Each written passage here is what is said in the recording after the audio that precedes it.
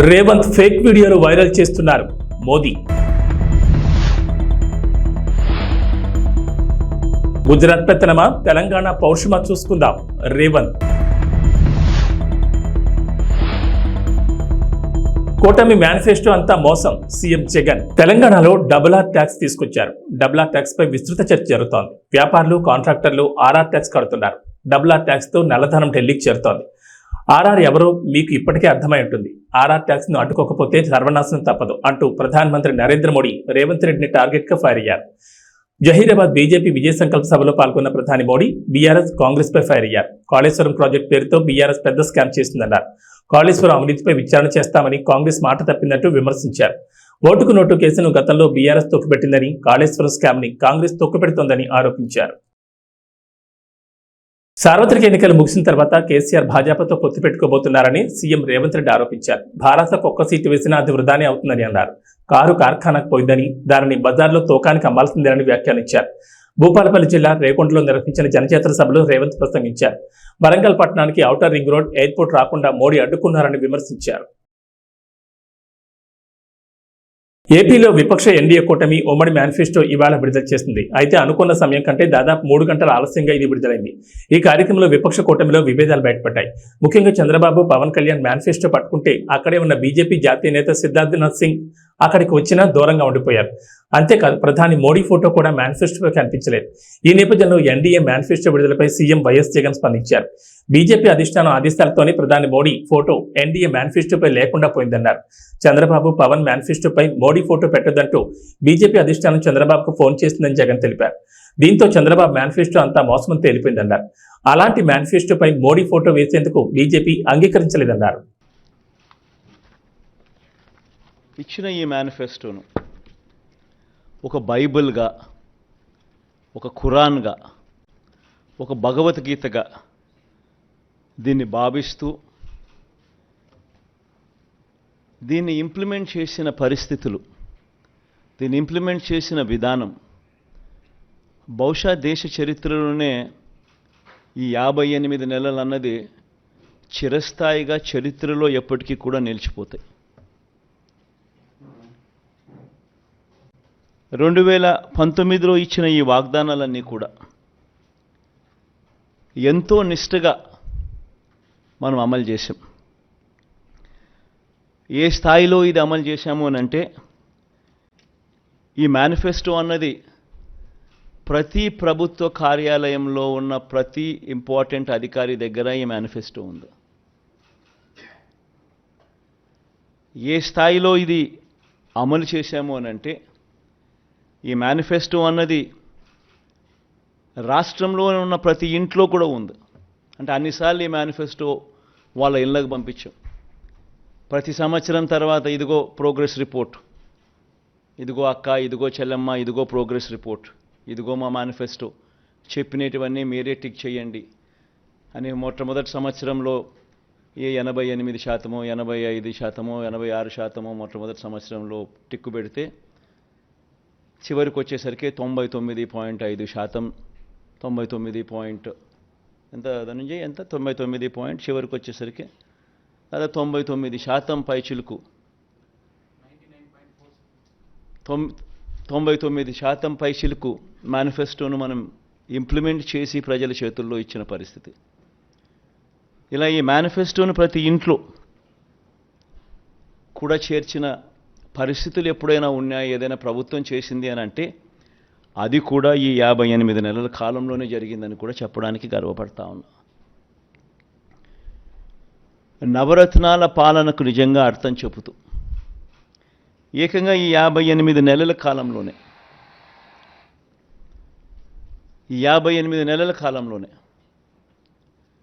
ఏకంగా 2,70,000 కోట్ల రూపాయలు, మళ్ళా రిపీట్ చేస్తా ఉన్నా, ఏకంగా 2,70,000 కోట్ల రూపాయలు డీబీటీగా, అంటే నేరుగా నా అక్క చెల్లెమ్మల కోసం నేను బటన్ నొక్కడం, నా అక్క చెల్లెమ్మల కుటుంబాల ఖాతాల్లోకి నేరుగా డబ్బులు వెళ్ళిపోవడం, నేరుగా వారి చేతికి అది అందడం, ఇదొక హిస్టరీ. 2,70,000 కోట్ల రూపాయలు ఈ మాదిరిగా నా అక్క చెల్లెమ్మలకు దేవుడి దయతో మంచి చేయగలిగాం. పేదల ఆత్మగౌరవాన్ని, అవ్వాతాతల ఆత్మాభిమానాన్ని ఎరిగిన వాడిగా వాళ్ళ ఇంటికే ఈ పథకాలన్నీ డోర్ డెలివరీ చేసిన పరిస్థితులు కూడా ఈ 58 నెలల కాలంలోనే. రాజ్యాంగ మార్పుపై కొంతకాలంగా భాజపా కాంగ్రెస్ల నడుమ మాటల యుద్ధం జరుగుతోంది. దీనిపై కాంగ్రెస్ అగ్రనేత రాహుల్ గాంధీ మరోసారి స్పందించారు. కేంద్ర మంత్రి అమిత్ షాపై విమర్శలు గుప్పించారు. మన రాజ్యాంగాన్ని మార్చే శక్తి ఈ ప్రపంచంలోని ఎవరికీ లేదంటూ మండిపడ్డారు. భాజపా మరోసారి అధికారంలోకి వస్తే రాజ్యాంగాన్ని మారుస్తుందని ఆయా సందర్భాల్లో ఆ పార్టీ నేతలు స్పష్టంగా చెప్తున్నారు. ఈ విషయాన్ని అమిత్ షా కూడా చెప్పారని రాహుల్ ఆరోపించారు. బిఆర్ అంబేద్కర్ కాంగ్రెస్ దేశ ప్రజలతో కలిసి బ్రిటిష్ వారితో పోరాడి భారత రాజ్యాంగాన్ని రూపొందించారు. ఇది పేద ప్రజల ఆత్మ గొంతుక వంటిది. దాన్ని ఎవ్వరూ తాకలేరు. మార్చే శక్తి ప్రపంచంలో ఎవరికీ లేదు. అలాంటిది రాజ్యాంగ మార్పుకే కేంద్రంలోని భాజపా కరడు కంటోంది. అలా ఎన్నటికీ జరగనివ్వమని వ్యాఖ్యానించారు. పెరూరులో సోమవారం సాయంత్రం ఘోర ప్రమాదం జరిగింది. ప్రయాణికులతో వెళ్తున్న బస్సు లోయలో పడింది. ఈ దుర్ఘటనలో 23 మంది చనిపోయారు. మరో 6 తీవ్రంగా గాయపడ్డారు. బస్సు తాయాబాంబా నుంచి లిమా వెళ్తుండగా కుస్కా జిల్లాలోని రహదారిపై ఈ ప్రమాదం జరిగింది. సమాచారం అందుకున్న అధికారులు, సిబ్బంది అక్కడికి చేరుకున్నారు. వెంటనే సహాయక చర్యలు ప్రారంభించారు. అతి వేగం వల్లే ఈ ప్రమాదం జరిగినట్లు తెలుస్తోంది. ఢిల్లీ సీఎం అరవింద్ కేజ్రీవాల్ అరెస్టుపై సుప్రీంకోర్టు మంగళవారం కీలక వ్యాఖ్యలు చేసింది. లోక్సభ ఎన్నికలకు కేవలం కొద్ది రోజుల ముందే కేజ్రీవాల్ని ఎందుకు అరెస్ట్ చేశారనే ప్రశ్నలపై ఎన్ఫోర్స్మెంట్ డైరెక్టరేట్ స్పందించాలని సర్వోన్నత న్యాయస్థానం దర్యాప్తు ఏజెన్సీని కోరింది. ఢిల్లీ మద్యం పాలసీ కేసులో ఈడీ తనను అరెస్ట్ చేసి రిమాండ్కు తరలించడాన్ని సవాల్ చేస్తూ అరవింద్ కేజ్రీవాల్ దాఖలు చేసిన పిటిషన్ విచారిస్తూ సుప్రీంకోర్టు బెంచ్ దర్యాప్తు ఏజెన్సీని ప్రశ్నించింది. వ్యక్తి స్వేచ్ఛ అనేది చాలా కీలకమైందని, దీన్ని మీరు నిరాకరించలేరని జస్టిస్ సంజీవ్ ఖన్నా పేర్కొన్నారు. ఇక కేజ్రీవాల్ను అరెస్ట్ చేసిన సమయంపైన ప్రశ్నలు తలెత్తున్నాయని అన్నారు. విచారణ చేపట్టడం, ఆపై పలు ఫిర్యాదుల పునరావృతం కావడం మధ్య ఎందుకు విరామం ఉందనే వివరాలపైన స్పందించాలని దర్యాప్తు సంస్థను సుప్రీంకోర్టు కోరింది. ఛత్తీస్గఢ్లో మరో భారీ ఎన్కౌంటర్ జరిగింది. నారాయణపూర్, కాంకేర్ జిల్లాల సరిహద్దుల్లో మంగళవారం ఉదయం భద్రతా దళాల కాల్పుల్లో 10 మంది మావోయిస్టులు మరణించారు. వీరిలో 3 మహిళలు ఉన్నారని పోలీసులు వెల్లడించారు. గత 15 రోజుల వ్యవధిలో మావోయిస్టులకు ఇది రెండో ఎదురుదెబ్బ. తాజా ఎన్కౌంటర్కు సంబంధించి అధికారులు తెలిపిన వివరాల ప్రకారం 2 జిల్లాల సరిహద్దుల్లోని అబూజ్మడ్లోని టేక్ మీటా, కాకూర్ అడవుల్లో మావోయిస్టులు ఉన్నట్లు సమాచారం అందింది. దీంతో నారాయణపూర్ ఎస్పీ ప్రభాత్ కుమార్ నేతృత్వంలో జిల్లా reserve guard, DRG, special task force, STF దళాలు సంయుక్తంగా సెర్చ్ ఆపరేషన్ చేపట్టాయి. మధ్యప్రదేశ్ చెందిన కాంగ్రెస్ చెందిన 3వ కీలక నేత రాహుల్ గాంధీ రాష్ట్రంలో ఎన్నికల ప్రచారం నిర్వహిస్తున్న రోజున 1000 మంది మద్దతుదారులతో బీజేపీకి ధీటుగా నిలిచారు. ముఖ్యమంత్రి మోహన్ యాదవ్, రాష్ట్ర పార్టీ చీఫ్ విడి శర్మ, మాజీ హోంమంత్రి నరోత్తమ్ మిశ్రా సమక్షంలో కాంగ్రెస్ మాజీ మంత్రి 6 సార్లు ఎమ్మెల్యే ఎన్నికైన రామ్ నివాస్ రావత్ ఈరోజు షియోపూర్ భారీ ర్యాలీలో బీజేపీలో చేరారు. ₹1 కూడా కట్టే పని లేకుండానే ఒక్కో కుటుంబానికి 25 లక్షల ఆరోగ్య బీమా కల్పించే పథకాన్ని దేశంలోని తొలిసారిగా ఆంధ్రప్రదేశ్లో అమలు చేస్తామని కూటమి ప్రకటించింది. ఎస్సీ, ఎస్టీ, బీసీ మైనార్టీలకు 50 ఏళ్లకే 4,000 పింఛను అందజేస్తామని, మత్స్యకారులకు వేట విరామ సమయంలో 20,000, ఆటో, టాక్సీ, లారీ, టిప్పర్ డ్రైవర్లకు 15,000 ఆర్థిక సహాయం చేస్తామని హామీ ఇచ్చింది. ఇసుకను ఉచితంగా అందుబాటులోకి తెస్తామని ప్రకటించింది. టీడీపీ, జనసేన ఉమ్మడి మేనిఫెస్టోను మంగళవారం ఉండవల్లిలోని చంద్రబాబు నివాసంలో ఎన్డీఏ నేతలు విడుదల చేశారు. మిత్రపక్షం భాజపా సూచనలు, సలహాలతో దీన్ని రూపొందించారు. టీడీపీ అధినేత చంద్రబాబు, జనసేన అధ్యక్షుడు పవన్ కళ్యాణ్, భాజపా రాష్ట్ర ఎన్నికల సహాయ ఇన్ఛార్జ్ సిద్ధార్థనాథ్ సింగ్ ఈ కార్యక్రమంలో పాల్గొన్నారు. తెలుగుదేశం పార్టీకి, జనసేన పార్టీకి వారి యోగంలో వచ్చిన రిప్రజెంటేషన్స్, అలాగే జనవాణి కార్యక్రమంలో వచ్చిన వినతులు కానీ, ఆన్లైన్లో వచ్చిన సూచనలు కానీ, అందరికీ 2 పార్టీలకు వచ్చిన సూచనలని క్రోడీకరించి ఈ మేనిఫెస్టో తయారు చేయడం జరిగింది. ముఖ్యంగా రాష్ట్ర ప్రజల నేటి అవసరాలను తీరుస్తూ రేపటి ఆకాంక్షలకు సాకారం చేసే ఈ మేనిఫెస్టోని కూటమి ప్రభుత్వం పరిశుభ్రంగా దీన్ని అమలు చేస్తుంది. దీంట్లో ముఖ్యమైన అంశాలు ఏమేమి తీసుకున్నామంటే, ఆంధ్రప్రదేశ్ ప్రజల భవిష్యత్తు ఆల్మోస్ట్ కత్తి మనపైన వేలాడుతూ ఉంది. ప్రపంచంలోనే అత్యంత శక్తివంతమైన తెలుగు జాతి నేడు ఆంధ్రప్రదేశ్ పరిస్థితిని చూసి తలదించుకుంటుంది. లూటీ కోసమే 13 లక్షల కోట్లు అప్పు చేసి రాష్ట్ర ఆర్థిక వ్యవస్థను దివాళా తీయించారు. గత 5 ఏళ్లుగా అన్ని రంగాల్లో రాష్ట్రం తిరోగామి దిశలో పయనిస్తున్నది. సమాజంలో ఎటు చూసినా అభద్రత, అశాంతి, హత్యలు, ఆత్మహత్యలు కనిపిస్తున్నాయి. ధరలు, పన్నులు, ఛార్జీలు, అప్పుల బాధుడితో ఒక్కో కుటుంబం పైన దాదాపు 8 లక్షల భారం మోపారు. రూపాయలు ఇచ్చి 100 రూపాయలు కొట్టేస్తూ పొద్దున్నే పథకం కింద డబ్బులు ఇచ్చి సాయంత్రం సారా కింద పట్టుకెళ్ళిపోయే ఈ ప్రభుత్వం చేస్తూ ఉన్నారు. పట్టభద్రుల నిరుద్యోగంలో 24% దేశంలోనే ఏపీ మొదటి స్థానంలో ఉంది. రైతుల ఆత్మహత్యల్లో 3వ స్థానంలో, 18 ఏళ్లలోపు బాలికలపై జరుగుతున్న అత్యాచారాల్లో 2వ స్థానంలో ఉంది. పోలవరం నదుల అనుసంధానాన్ని గోదాట్లో ముంచేశారు. సంపద సృష్టి, ఉపాధి కల్పనా కేంద్రమైన ప్రజా రాజధాని అమరావతిని విధ్వంసం చేశారు. SC, ST, BC, minority sub-plan నిధుల్ని 1,00,000 కోట్లు దారి మళ్లించారు. ఇక అన్నా క్యాంటీన్లు కానీ, నిరుద్యోగ భృతి కానీ, పండగ కానుకలు లాంటి 100కి పైగా తెలుగుదేశం ప్రభుత్వ సంక్షేమ కార్యక్రమాలు రద్దు చేశారు.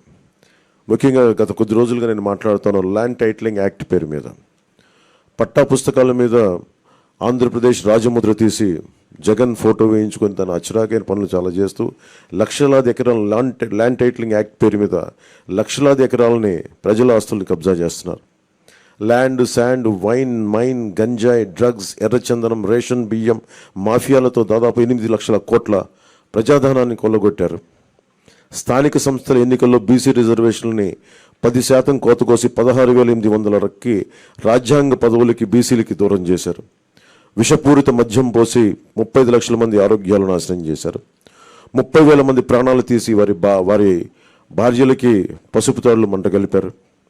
గృహ నిర్మాణం పేరుతో పేదల్ని అప్పులు పాలు చేశారు.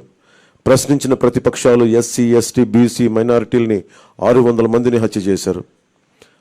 వివేకానంద రెడ్డి గారి హంతకుల్ని ఇంకా కాపాడుతూనే ఉన్నారు. స్థానిక సంస్థలకు కేంద్రం ఇచ్చిన 12,000 కోట్ల రూపాయలని దారి మళ్లించారు. గ్రామ పట్టణాభివృద్ధిని దెబ్బతీశారు దారి మళ్లించి.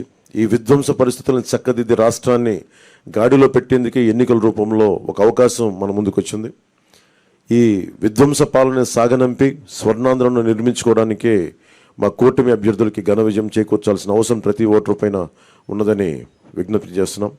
తెలుగుదేశం పార్టీ చేసిన సూపర్ 6, అలాగే జనసేన ప్రతిపాదించిన షణ్ముఖ వ్యూహం, ఈ మూడిటితో కలిపి ముందుగా మేము 12తో ప్రారంభించి ఈరోజు సంపూర్ణంగా అన్ని ఎస్సీ, ఎస్టీ, అన్ని రకాల వర్గాలకి, ముస్లిం మైనారిటీలకి, క్రిస్టియన్లకి, అన్ని సంఘాల వాళ్ళకి, అన్ని రంగాల వాళ్ళకి చాలా సమగ్రంగా ఏర్పడిన కూటమి ఇది మన ఈ మేనిఫెస్టో. ఇది ముఖ్యంగా దీంట్లో నేను మీ దృష్టికి తీసుకొచ్చేది యువతకి 20 లక్షల ఉద్యోగాలు ఈ 5 సంవత్సరాల్లో, అలాగే నెలకి మనకి 3,000 రూపాయలు నిరుద్యోగ భృతి, స్కూల్కి వెళ్ళే ప్రతి విద్యార్థికి ఏడాదికి 15,000 రూపాయలు, ప్రతి రైతుకి ఏటా 20,000 ఆర్థిక సాయం, ప్రతి మహిళకి నెలకి 1,500 రూపాయలు, 19 సంవత్సరాల నుంచి 59 సంవత్సరాల వరకు, ప్రతి ఇంటికి ఏడాదికి ఉచితంగా 3 గ్యాస్ సిలిండర్లు, మహిళలకి ఉచిత బస్సు ప్రయాణం,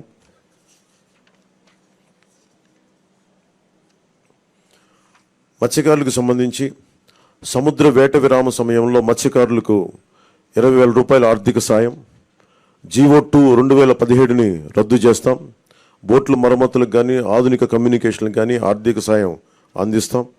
మాజీ మంత్రి వివేకానంద రెడ్డి హత్య కేసులో సీఎం జగన్ ఆయన సతీమణి భారతిరెడ్డిని సిబిఐ ఎందుకు విచారించలేదని వివేక కుమార్తె సునీత ప్రశ్నించారు. పులివెందులలో వివేక హత్య జరిగిన ఇంట్లోనే మంగళవారం మీడియా సమావేశం ఏర్పాటు చేసి ఘటన రోజు పరిణామాలు, తర్వాత దర్యాప్తు వెలుగులోకి వచ్చిన వివరాలపై పవర్ పాయింట్ ప్రజెంటేషన్ ఇచ్చారు. తాను చెబుతున్నవన్నీ దర్యాప్తు వివరాలకు దగ్గరగా ఉన్నవేనని వివరించారు. టెక్కల్ నియోజకవర్గం నుండి ఉమ్మడి కూటమి అభ్యర్థిగా బరిలో ఉన్న దువ్వాడ శ్రీనివాస్ టీడీపీ వైఫల్యాలు మరియు జగన్ ప్రభుత్వం చేపట్టిన అభివృద్ధి పనుల గురించి ఆయన ఏ విధంగా వివరించారో ఆయన మాటల్లోనే విందాం. మా ప్రతినిధి లీలా మాదిరితో Duvvada Srinivas face to face. ఇప్పుడు ఆ వివరాలు చూద్దాం.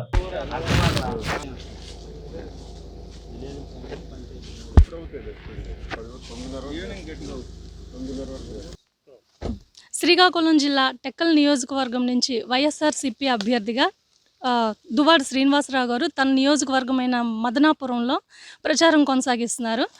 అక్కడ ప్రజల స్పందన ఎలా ఉంది, అసలు సార్ ప్రచారం ఎలా కొనసాగుతుంది అనేది సార్ని అడిగి తెలుసుకుందాం. సార్ చెప్పండి, గతంలో మీరు ఎంపీగా పోటీ చేశారు, ఇప్పుడు ఎమ్మెల్యేగా పోటీ చేయబోతున్నారు.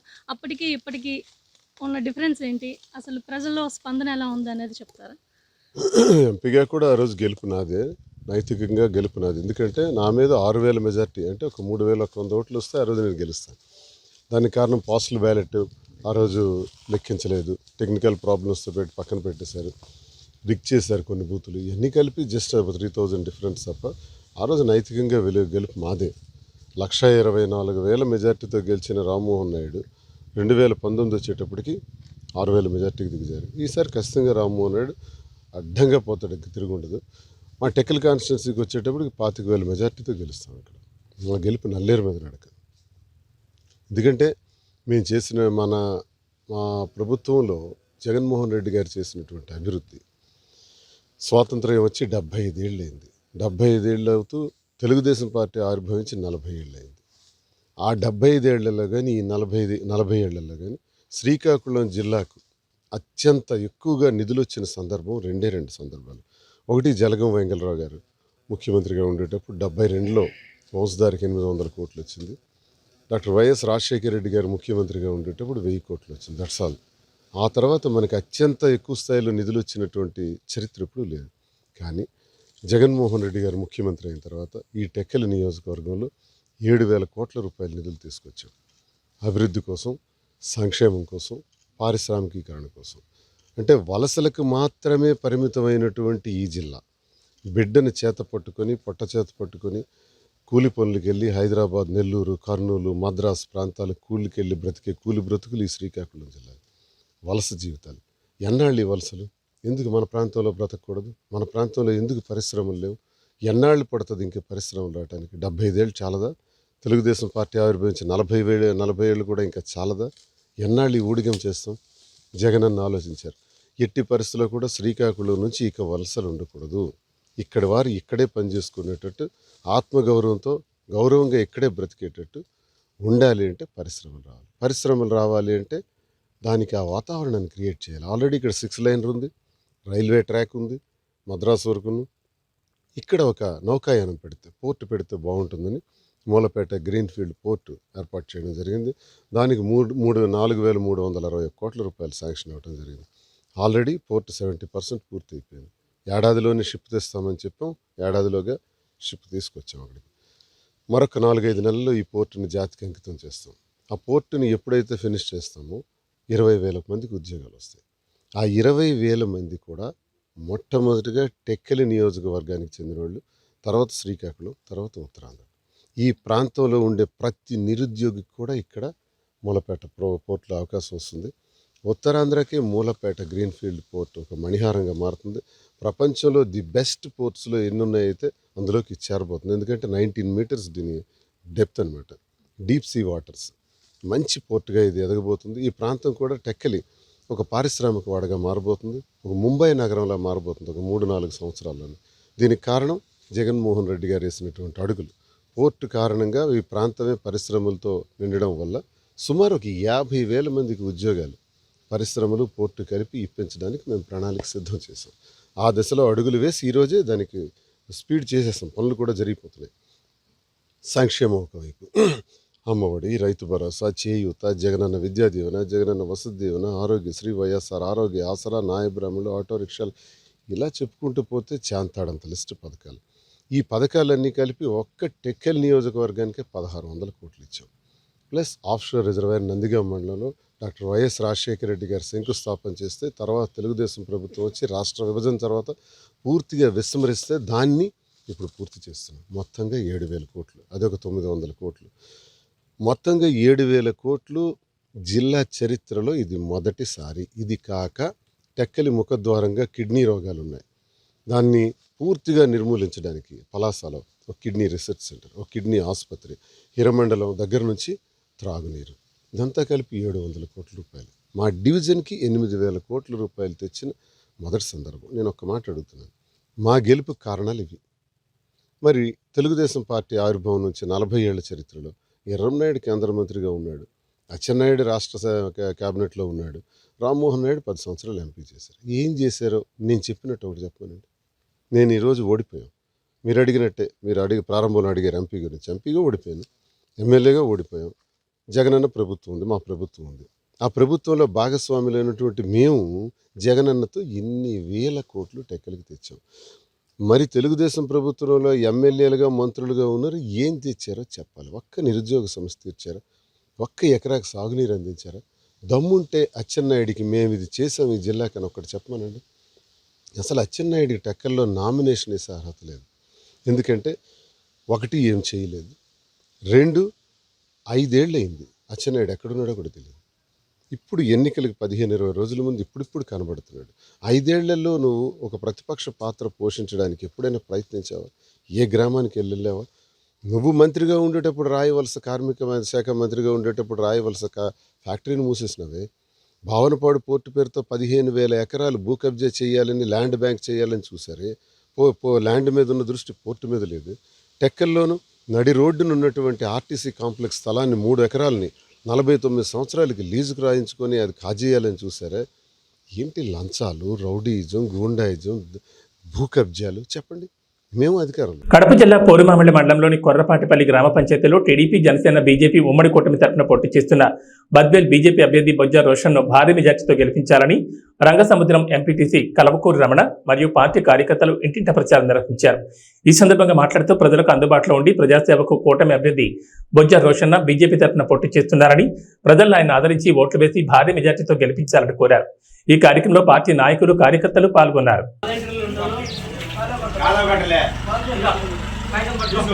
కమలం పువ్వు గుర్తుకే కమలం పువ్వు గుర్తుకే కమలం పువ్వు గుర్తుకే ఈరోజు కొర్రపాటిపల్లెలో మన బొజ్జ రోషన్న గారికి కమలం పువ్వు గుర్తుపైన ఓటేసి అత్యధిక మెజార్టీ తీసుకురావాలని చెప్పి క్యాన్వాస్ చేయడం జరిగింది. ఈ క్యాన్వాస్ మన మల్లికార్జున్ గారు, అచ్చిరెడ్డి గారు, అల్లూరయ్య గారు, సిద్ధయ్య గారు, మహేంద్ర గారు, శ్రీనివాసులు గారు, పేరయ్య గారు, పెద్ద పేరయ్య గారు వీళ్ళ ఆధ్వర్యంలో క్యాన్వాస్ విజయవంతంగా నిర్వహించడం జరిగింది. ప్రజల్లో స్పందన చాలా అద్భుతంగా ఉంది. మన బద్వేల్ నియోజకవర్గంలో బొజ్జ రోషన్న గారి విజయం తథ్యం. మెజారిటీ కోసమే మేము చూస్తున్నాం. ఖచ్చితంగా చంద్రబాబు నాయుడు గారు ఈ రాష్ట్రానికి ముఖ్యమంత్రి కూటమి తరపున ముఖ్యమంత్రి కాబోతున్నారు. చంద్రబాబు నాయుడు గారు ముఖ్యమంత్రి అయితే ముఖ్యంగా మహిళలకు అయితేనేమి చాలా మంచి పథకాలు ఉన్నాయి. అదేవిధంగా ఈ గవర్నమెంట్ వచ్చిన తర్వాత ప్రతిదీ కూడా అధిక రేట్లు పెంచి పేద మధ్యతరగతి వాళ్ళ నడ్డి విరిచారని చెప్పి ఈ సందర్భంగా నేను ఆరోపిస్తున్నాను. అదేవిధంగా చంద్రబాబు నాయుడు గారు గవర్నమెంట్ వస్తే పేదలే కాకుండా నిరుద్యోగ యువత అయితేనేమి, ఉద్యోగస్తులు అయితేనేమి అందరూ కూడా సంతోషంగా ఉంటారని చెప్పి ఈ సందర్భంగా తెలియజేస్తున్నాను. అదేవిధంగా చంద్రబాబు నాయుడు గారు సీఎం అవ్వాలి అంటే కనుక మన ఈరోజు బొజ్జ రోషన్న గారిని బద్వేల్ నియోజకవర్గం నుంచి కమలం పువ్వు గుర్తుపైన ఓటేసి మనం ఎమ్మెల్యేగా చేసుకోవాల్సిన అవసరం ఎంతైనా ఉందని చెప్పి మేము ఓటర్లను అభ్యర్థించడం జరిగింది. అదేవిధంగా ఈరోజు రాష్ట్రం జగన్మోహన్ రెడ్డి గారు రాష్ట్రాన్ని సచివాలయాలు అయితేనేమి, ఎక్సైజ్ శాఖ అయితేనేమి, ఇలా పార్కులు అయితేనేమి, ఇలా అనేక ఆస్తులు తాకట్టు పెట్టి డబ్బులు తీసుకొచ్చి ఈరోజు రాష్ట్రాన్ని అంధకారంలో ముంచాడని చెప్పి కూడా ఆరోపిస్తాము. ఈరోజు జగన్మోహన్ రెడ్డి గారు సీఎంగా ఉంటే ఇలాగే కొనసాగితే కనుక మీరు చూస్తున్నారు ఈరోజు ల్యాండ్కు సంబంధించి ఒక యాక్ట్ తీసుకొచ్చారు. ఈ యాక్ట్కు సంబంధించి ఎన్నో మన ప్రజలైతేనేమి, రైతులైతేనే ఎన్నో ఇబ్బందులు ఎదుర్కొనే అవకాశాలు కూడా ఎన్నో ఉన్నాయని చెప్పి నేను తెలియజేస్తా ఉన్నా. అదేవిధంగా మన పాసుబుక్కుల పైన, మన భూమి పైన ఆయన ఫోటో ఏంది, ఆయన పెత్తనం ఏంది అనేది కూడా నేను ఆరోపిస్తా ఉన్నా. కాబట్టి ఈ జగన్మోహన్ రెడ్డి గారికి బుద్ధి చెప్పాలి అంటే, జగన్మోహన్ రెడ్డి గారిని ఇంటికి పంపించాలంటే మనం ఖచ్చితంగా బొజ్జ రోషన్న గారికి కమలం పువ్వు గుర్తుపోయిన ఓటేసి ఎమ్మెల్యేగా చేసుకొని, అదేవిధంగా ఎంపీకి మన సైకిల్ గుర్తుకు భూపేశ్ రెడ్డి గారికి ఓటేసి ఎంపీగా చేసుకున్నామంటే కనుక మన చంద్రబాబు నాయుడు గారు సీఎం అవుతారు. చంద్రబాబు నాయుడు గారి సీఎం అయితే రాష్ట్రం నిజంగా సుభిక్షంగా ఉంటుంది. రాష్ట్రంలో ఉన్నటువంటి యువత అయితేనేమి, అదేవిధంగా నిరుద్యోగ యువత అయితేనేమి, అదేవిధంగా విద్యార్థులు అయితేనేమి, పేద బడుగు బలహీన వర్గాల వారు అయితేనేమి చాలా సంతోషంగా గడుపుతారని చెప్పి ఈ సందర్భంగా తెలియజేసుకుంటూ, ప్రజలందరూ కూడా బద్వేల్ నియోజకవర్గ ప్రజలందరూ కూడా ఒక ఓటు కమలం గుర్తుకు, ఒక ఓటు సైకిల్ గుర్తుకు, ఎంపీకి సైకిల్ గుర్తుకు, ఎమ్మెల్యేకు కమలం గుర్తుకు బొజ్జ రోషన్న గారికి వేసి అత్యధిక మెజార్టీ తీసుకురావాలని చెప్పి ఈ సందర్భంగా మీడియా మూలకంగా నేను తెలియజేసుకుంటూ ధన్యవాదాలు తెలియజేసుకుంటాను. చంద్రబాబు గారి నాయకత్వం, నరేంద్ర మోడీ గారి నాయకత్వం, పవన్ కళ్యాణ్ గారి నాయకత్వం, విజయమ్మ గారి నాయకత్వం, నితీష్ గారి నాయకత్వం, బొజ్జ రోషన్న గారి నాయకత్వం. కమలం పువ్వు గుర్తుకే మన ఓటు, కమలం పువ్వు గుర్తుకే మన ఓటు, కమలం పువ్వు గుర్తుకే మన ఓటు. జై తెలుగుదేశం, జై తెలుగుదేశం, జై తెలుగుదేశం. ఉండ్రాజవరం మండలం పాలంగి గ్రామంలో ఎన్నికల ప్రచారం నిడదవోలు నియోజకవర్గ శాసనసభ్యులు కాంగ్రెస్ పార్టీ ఎమ్మెల్యే అభ్యర్థి జి శ్రీనివాస్ నాయుడు మరియు Rajahmundry YSR Congress party parliament MP అభ్యర్థి గూడూరు శ్రీనివాస్ నిర్వహించారు. ఈ సందర్భంగా మాట్లాడుతూ దేశంలోనే ఏ రాష్ట్ర ముఖ్యమంత్రి చేయనంత అభివృద్ధి సంక్షేమ పథకాలు అందిస్తోంది వైఎస్ జగన్మోహన్ రెడ్డి ఒక్కరే అని తెలిపారు. కుల మత రాజకీయాలకు అతీతంగా లంచాలకు తావు లేకుండా పేదలకు అందిస్తున్న సంక్షేమ పథకాలు చేసిన అభివృద్ధి పనులే వైఎస్ఆర్సీపీ పార్టీకి ఘన విజయాన్ని అందిస్తాయన్నారు. 2 ఓట్లు ఫ్యాన్ గుర్తుగా ఓటేయాలని ఓటర్లను అభ్యర్థించారు. ఈ కార్యక్రమంలో కార్యకర్తలు పాల్గొన్నారు.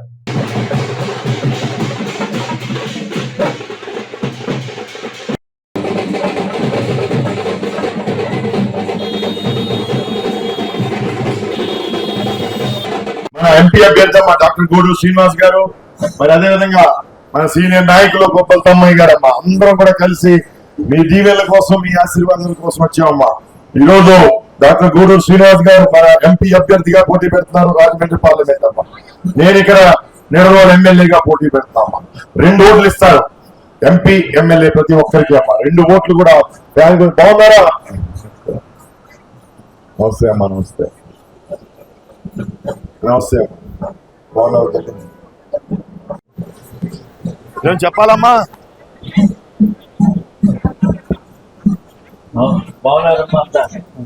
ఎలా ఉన్నావు? Very good very good. ఓహో, నువ్వు నీ చేత్తో నీవు అందరికి పార్టీ ఏదైనా ఓటు నాకేనా? అమూల్యమైన పవిత్రమైన 2 ఓట్లు కూడా చాలా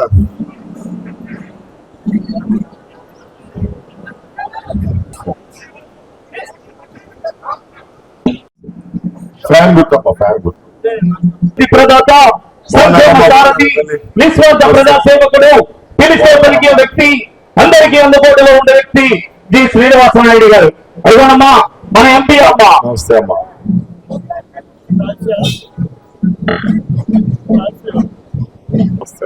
రాబోయే రోజుల్లో వాలంటరీ వ్యవస్థ మర్చిపోకుండా 2 ఓట్లు కూడా ఈ రోజు మన బ్యాలెట్ పేపర్ మీద లోపలికి వెళ్ళాక బ్యాలెట్ పేపర్ మీద 2 కూడా 3వ నెంబర్ అమ్మా. ఎంపీ గారిది 3వ బటన్ నొక్కాలి, ఎమ్మెల్యే గారిది కూడా 3వ నెంబర్ బటన్ నొక్కాలి. ఏమో బాగున్నారా తల్లి? ప్రస్తుతం ఐపీఎల్ 2024 సీజన్ రసవత్తరంగా సాగుతుండగా మరోవైపు ఈ ఏడాది T20 ప్రపంచ కప్ కోసం భారత జట్టులో ఎవరికి చోటు దక్కుతుందనే విషయం గురించి అందరూ ఉత్కంఠగా ఎదురుచూస్తున్న సమయంలో బీసీసీఐ కీలక ప్రకటన చేసింది. T20 వరల్డ్ కప్ కు భారత జట్టును బీసీసీఐ ఇవాళ ప్రకటించింది. భారత జట్టుకి రోహిత్ శర్మ కెప్టెన్ గా ఉండగా వైస్ కెప్టెన్ గా హార్దిక్ పాండ్యాకి బాధ్యతలు అప్పగించారు. కేఎల్ రాహుల్, రుతురాజ్ గైక్వాడ్ కు జట్టులో చోటు దక్కలేదు. ఏబీ బులెటిన్ విశేషాలు. నమస్కారం.